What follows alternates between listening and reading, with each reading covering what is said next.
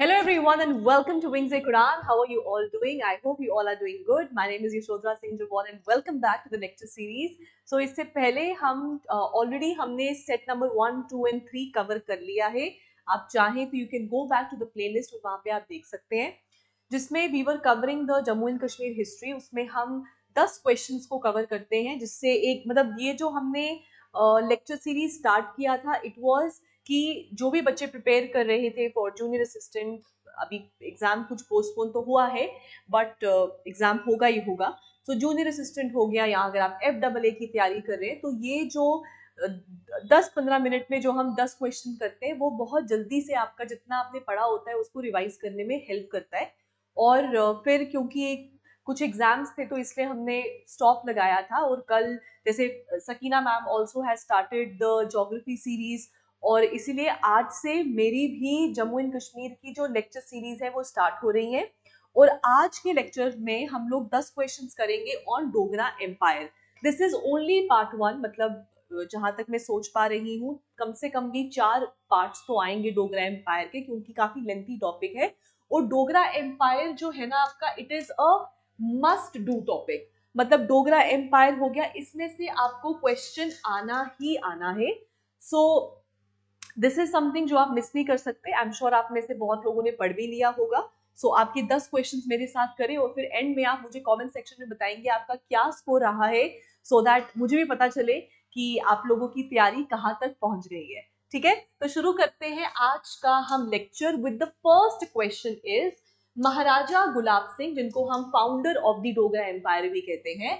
सो महाराजा, पहले तो महाराजा गुलाब सिंह कौन है? He is the founder of Dogra Empire, right? And of course, the first Maharaja of Jammu and Kashmir also, right?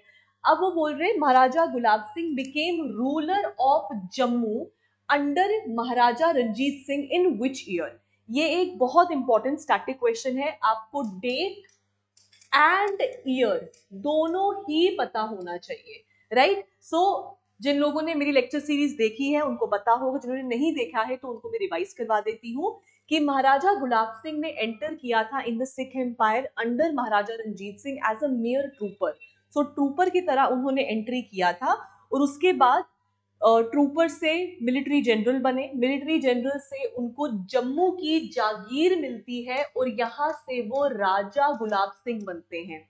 और फिर eventually एक ट्रीटी साइन होगी जो हम आगे करेंगे, उसके बाद वो बनते हैं first Maharaja of Jammu and Kashmir. यहाँ पे क्वेश्चन बोल रहे हैं कि रूलर कब बने थे जम्मू के, मतलब राजा ऑफ जम्मू कब अपने आप को प्रोक्लेम किया था. किसने किया था?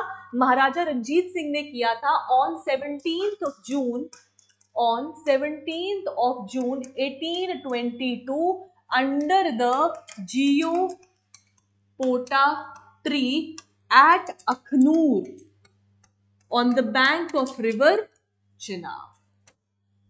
राइट? सो ये आपको पता होना चाहिए. This are just static revision points. ठीक है, चलो next question. Next is the treaty that mark the establishment of the Dogra rule in Jammu and Kashmir was what? Treaty of Lahore, Amritsar, treaty of Sagauli and treaty of यंदाडू.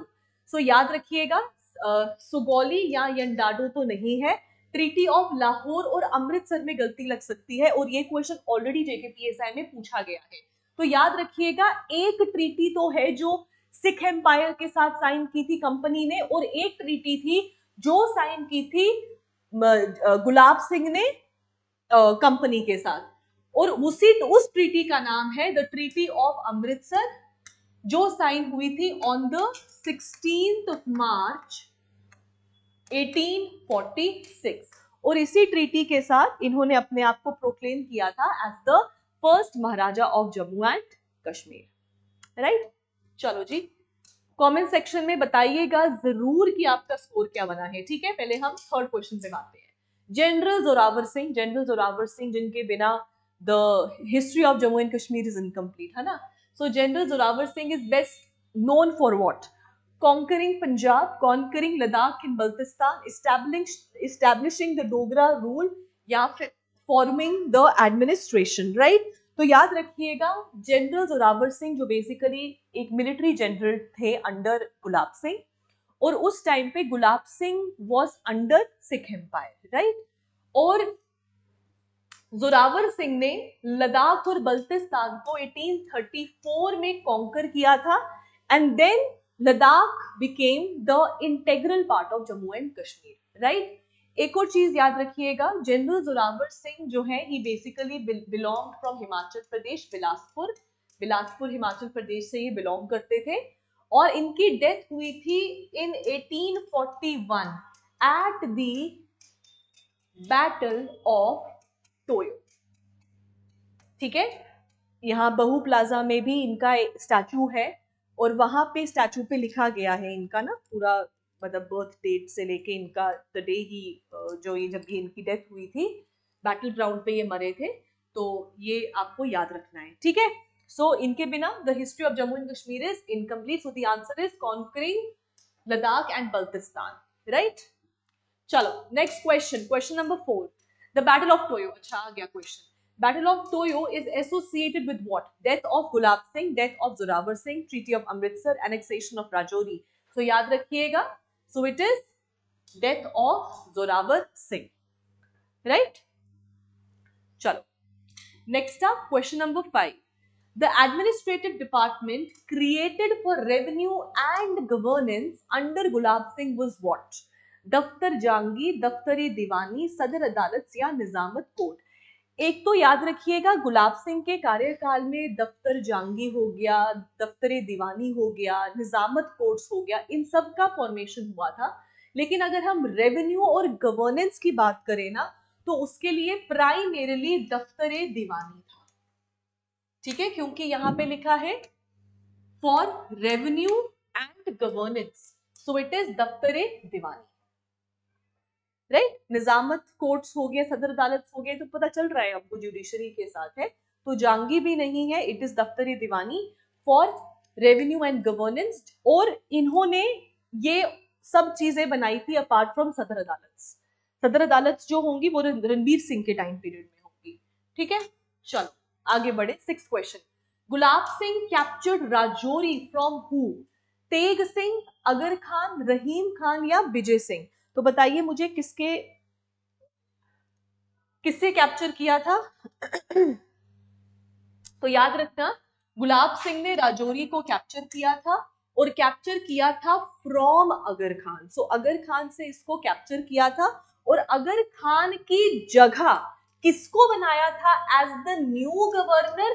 तो it was Rahim Khan, so he became the new governor, और capture किया था from अगर खान। सो आप confuse हो सकते हैं between रहीम खान और अगर खान, तो आपको ये चीज याद रखना है। डन। चलो next up question number 7, the administrative unit pargana was headed by who? Wazir, zaildar, governor या जागीरदार।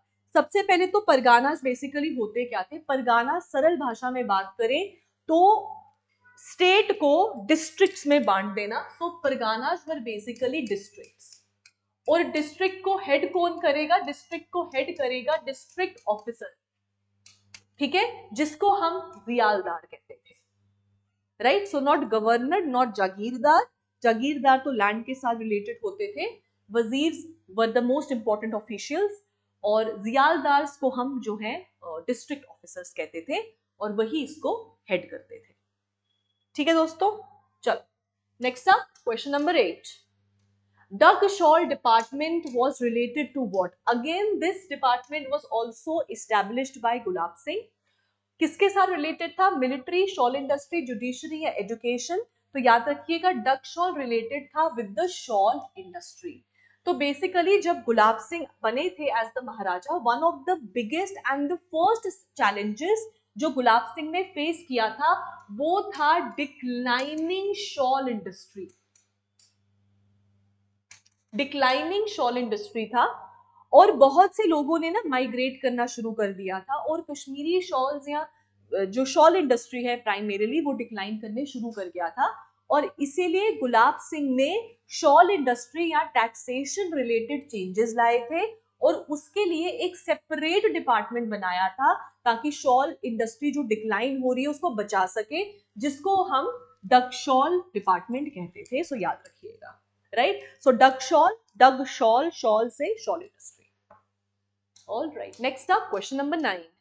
Dharmarth trust was established by who? Ranbir Singh, Pratap Singh, Gulab Singh या हरि सिंह?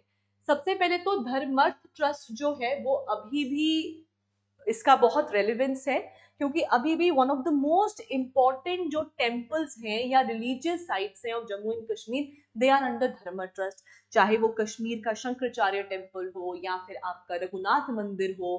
पहले तो Shri Mata Vaishno Devi temple also came under Dharma trust, but अब तो श्राइन बोर्ड का अपना ही सेपरेट बोर्ड बन चुका है. लेकिन पहले Shri Mata Vaishno Devi was also under Dharma trust.